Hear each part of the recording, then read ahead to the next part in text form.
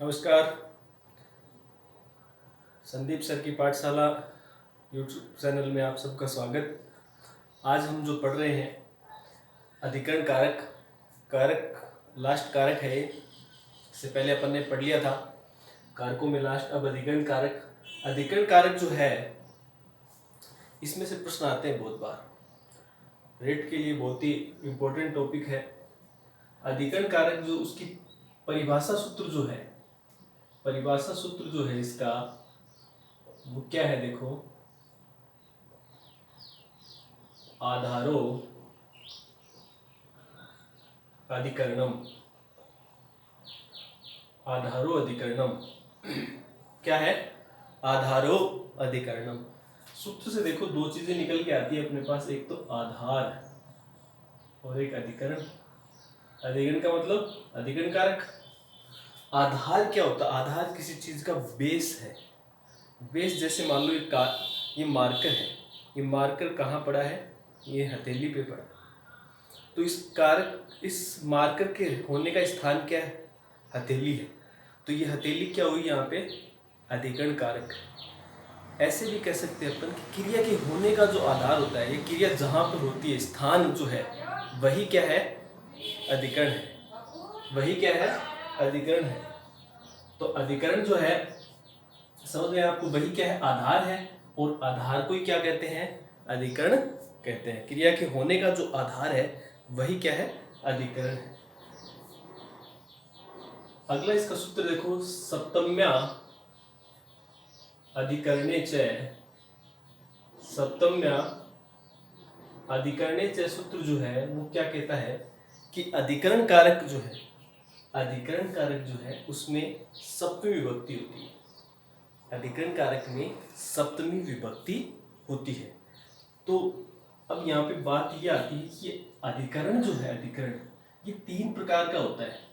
Exam में बहुत बार पूछा जाता है अधिकरण के प्रकार, कि अधिकरण कितने प्रकार का होता है, या निम्न में से कौन अधिकरण का भेद नहीं है। तो अधिकरण देखो, औपश्लेषिक नंबर 2 है, वैषयिक, और नंबर 3 है अभिव्यापक। अभिव्यापक, औपश्लेषिक, वैषयिक और अभिव्यापक। औपश्लेषिक अधिकरण जो है इसका अर्थ देखो, ये कुछ समय के लिए, कुछ समय के लिए होता है, कुछ समय के लिए। वैषयिक अधिकरण जो है इसका मतलब क्या है? विषय से युक्त।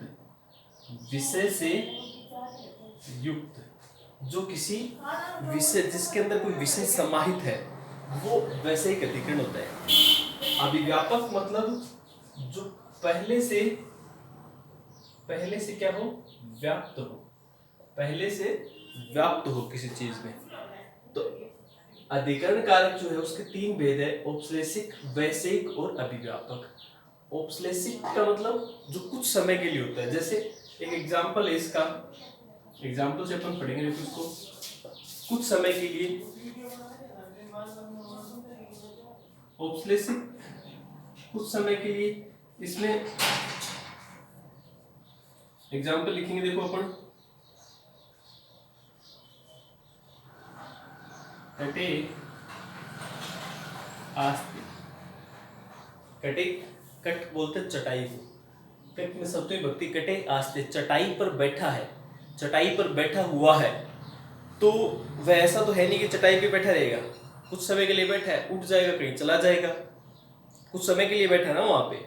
तो ये क्या है? औपश्लेषिक आधार का एग्जाम्पल है, कुछ समय के लिए स्थित है वहां पे। दूसरा देखो, विशेषयुक्त से मोक्षे इच्छसि। से मोक्ष से, मोक्षे इच्छसि, वह मोक्ष की इच्छा करता है। वह मोक्ष की इच्छा करता है।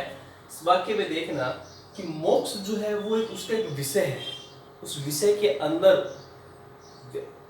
तो विषय से युक्त होने के कारण ये मोक्ष जो है सप्तमी विभक्ति, लिखो इस पे आधार होने के कारण सप्तमी मोक्ष सप्तमी लगने से क्या बन गया, मोक्ष। तो मोक्ष कौन सा आधार का उदाहरण हो गया, वैश्विक उदाहरण का एग्जाम्पल। फिर तीसरा आता है अभिव्यापक। अभिव्यापक क्या होता है, देखो अभिव्यापक का मतलब किसी चीज में व्याप्त पहले से, जैसे तिलेसु तिलेसु तेलम, तिलेसु तेलम। तिल जो है ना, तिल उनमें क्या व्याप्त है, तेल। अब जो तिल है, तिल है, उन तिलों के अंदर तेल अब थोड़ी डाला अपन ने थोड़ी डाला है, या किसी और ने थोड़ी डाला है, तिलों में तेल पहले से व्याप्त है। तो तिल पहले से व्याप्त होने के कारण देखो ये तिल जो है कौन सा आधार का उदाहरण हो गया, अभिव्यापक आधार का एग्जाम्पल हो गया। तो अपन ध्यान रखेंगे, एक आधारो अधिकरणम सूत्र क्या कहता है, किसी क्रिया के होने का जो आधार है उस आधार में क्या होता है, अधिकरण कारक होता है। सप्तम में अधिकरण सूत्र क्या कहता है कि अधिकरण कारक में कौन सी विभक्ति होती है, सप्तमी विभक्ति होती है। और अधिकरण जो है उसके कितने भेद होते हैं, 3 भेद होते हैं, औपश्लेषिक, वैषयिक, अभिव्यापक। ये तीनों को अपन ने समझ लिया, इस प्रकार से तीनों रहेंगे। अगर कोई पूछता है एग्जाम में तो इस प्रकार के क्वेश्चन आ सकते हैं कि उपयुक्त में से अधिकरण कारक उपयुक्त में से अधिकरण का भेद है, तो 3 में से मान लो 2 ये दे दिए और एक और कोई दे दिया, एक सारे दे दिए, तो आपको बताना पड़ेगा इसको, इसलिए याद कर लेना है इसको। या एक ऐसा एग्जाम्पल, कटे आस्ते उदाहरणम उपयुक्त अधिक आधार से अस्ति, ये कौन से आधार का उदाहरण है, तो ये भी आपको पता होना जरूरी है। इसलिए आप ध्यान रखें, औपश्लेषिक, वैश्विक, अभिव्यापक, कुछ समय के लिए औपश्लेषिक, विषय से युक्त वैश्विक, और पहले से व्याप्त है इसका मतलब अभिव्यापक आधार है।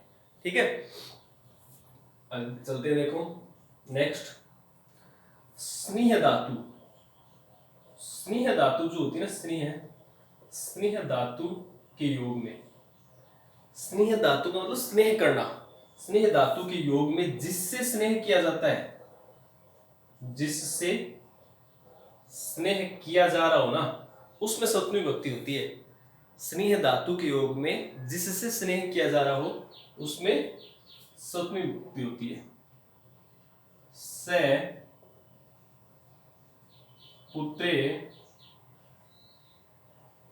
स्नेहयति, स पुत्रे स्नेहयति, वह पुत्र पर स्नेह करता है, पुत्र पर स्नेह करता है। ध्यान रखने वाली बात क्या है कि स्नेह धातु, सिर्फ एक स्नेह धातु के रूप में जिससे स्नेह किया जा रहा हो उसमें सप्तमी विभक्ति हो जाएगी, जिससे स्नेह किया जा रहा हो उसमें सप्तमी विभक्ति हो जाएगी। बस इतना ही करेंगे, इसको नोट कर लेंगे, इसकी इतना ही इसके अंदर स्नेह धातु में। ये वार्तिक है, एग्जाम सूत्र नहीं है, वार्तिक है। वार्तिक जो वार्तिक किसने लिखी है, वार्तिक कात्यायन ने लिखी है। व्याकरण में 3 मुनि हुए हैं, पता है कि आपको 3 मुनि, त्रिमुनि सिद्धांत आता है व्याकरण में। तो व्याकरण में त्रिमुनि सिद्धांत जो आता है उसमें वार्तिक किसने लिखी, कात्यायन ने। सूत्र किसने लिखे, पतंजलि। व्याकरण जिसने लिखी, सॉरी व्याकरण किसने लिखी, पाणिनि ने, और पतंजलि ने क्या लिखा, महाभाष्य। अगला सूत्र देखो, ये भी वार्तिक ही है। 2 शब्द ध्यान रखें आपको, एक तो साधु और एक असाधु। साधु और असाधु, इन शब्दों के योग में भी कौन सी विभक्ति होती है, सप्तमी विभक्ति होती है। जैसे स वह माता के लिए अच्छा है, अच्छा मतलब साधु श्रेष्ठ है, वह माता के लिए अच्छा है। तो स माता जो होता है, माता, उसमें सप्तमी विभक्ति लगाएंगे, मातृ शब्द चलता है उसका, रिकारण शब्द, मातृ में सप्तमी विभक्ति लगाएंगे, शब्द बनेगा मातृ साधु अस्ति। स मातरी साधु अस्ति। तो मातृ शब्द जो है ना उसमें सप्तमी विभक्ति बनता है मातृ। यहाँ पे क्यों आया सप्तमी विभक्ति, इस शब्द के प्रयोग के कारण, साधु शब्द के। अगर ये हो जाता है असाधु, मान लो वह माता के लिए तो साधु है लेकिन मामा के लिए बुरा है, वह साधु नहीं है, तो क्या हो जाएगा, स मामा क्या बोलते हैं, मातुल, और मातुल देखो अकारण शब्द राम की तरह रूप चलेगा, मातुले। असाधु अस्ति, मातुले, स मातुले असाधु अस्ति, वह माता के लिए तो साधु है और मामा के लिए असाधु है, यानी बुरा है। इसके लिए तो अच्छा है, इसके लिए बुरा है, लेकिन दोनों ही शब्दों की सप्तमी विभक्ति होती है। अब मातृधिकारांत है, इसमें शब्द बनेगा मातृ, मातृ में मातृ, और ये मातुल अकारांत शब्द नाम की तरह शब्द चलेगा, क्या बनेगा? मातुलेह। ठीक है, आया समझ में? एक और देख लेते हैं सूत्र, देखो। यतश्च निर्धारणम, यतश्च निर्धारणम एक सूत्र है जो क्या कहता है, देखो, जाति गुण क्रिया, जाति गुण क्रिया के आधार पर, किस किस के आधार पर? जाति गुण क्रिया के आधार पर किसी व्यक्तियों, बहुतों, किसी नहीं, बहुतों में से किसी एक की विशेषता बताई जा रही हो ना, जाति गुण क्रिया के आधार पर किसी एक की विशेषता बताई जा रही हो, तो उसमें षष्ठी और सप्तमी दोनों विभक्ति होती है। जैसे कवियों में कालिदास श्रेष्ठ है, कवियों में कालिदास श्रेष्ठ है, तो संस्कृत बनाएंगे तो उसकी, जब इसकी षष्ठी बनेगी ना तो क्या बन जाएगा? कवि नाम, और जब इसमें सप्तमी विभक्ति लगेगी तो क्या बन जाएगा? कविषु कालिदास श्रेष्ठ है। अस्थि लगाओ तो ठीक है, नहीं कोई दिक्कत नहीं। अस्थि, कवि नाम कालिदास श्रेष्ठ षष्ठी विभक्ति, कविषु कालिदास श्रेष्ठ सप्तमी विभक्ति। किसी एक की विशेषता बता रहे हैं अपन, इसके आधार पर कवि एक प्रकार की जाति है, उसके आधार गुण, मान लो गायों में काली गाय जो है वो सबसे ज्यादा दूध देती है, या कपिला गाय सबसे ज्यादा दूध देती है, तो कौन सा? देखो, गो शब्द लेंगे, गवाम षष्ठी, सप्तमी में क्या बन जाएगा? गोसु, वा, इसमें वा लगेगा, वा कृष्णा, कृष्णा मतलब काली गाय जो है वो ज्यादा दूध देती है, ज्यादा दूध देने वाले क्या बोले? बहु क्षीरा, बहु क्षीरा। गवाम गोसु व कृष्णा, गायों में किसके आधार पर? उसका गुण, गुण के आधार पे, वाटापन ने उसका गुण के आधार पे, गुण के आधार पे अलग किया उसको बहुतों में से, कि गाय जो है उनमें से जो काली गाय है ये सबसे ज्यादा दूध देती है। तो जाति के आधार पर कवि नाम कविषु, गुण के आधार पर गवाम गोसु व कालिदास श्रेष्ठ है। ये इसका क्या हो गया? एग्जाम्पल। अब इसके जो मुख्य है ना अधिकरण कारक के, मुख्य नियम यही है अधिकरण कारक की, यही बार बार इसमें से पूछे जाते हैं। एक और आता है, जब एक क्रिया के बाद में, एक सूत्र है वो क्या कहता है, जब एक क्रिया के बाद में एक और क्रिया दूसरी लगातार हो रही हो।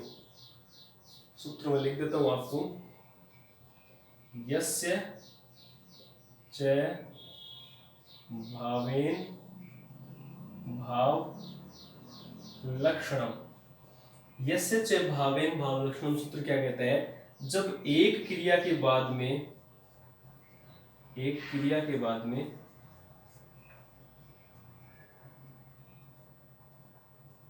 तुरंत ही या लगातार दूसरी क्रिया हो रही हो,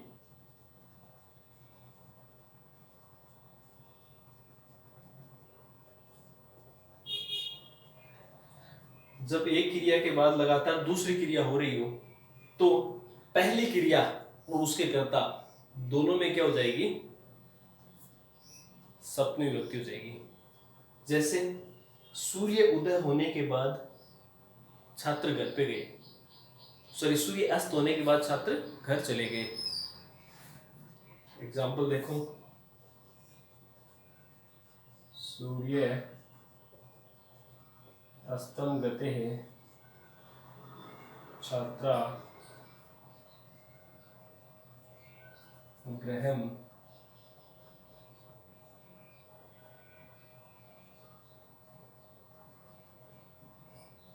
गच्छन्। दो क्रियाएं हो रही है यहाँ पे, देखना, सूर्य अस्त गते, एक तो सूर्य अस्त हो रहा है, अस्तम गते, एक छात्र घर चले गए, दो क्रियाएं। पहली क्रिया कौन सी हुई, सूर्य अस्त। तो पहली क्रिया का कर्ता कौन है, सूर्य।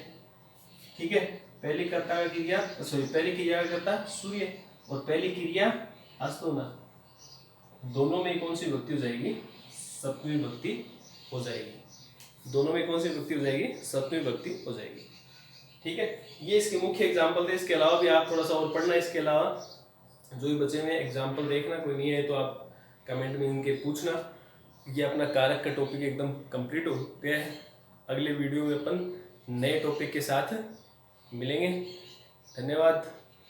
लाइक और सब्सक्राइब जरूर करते रहिएगा।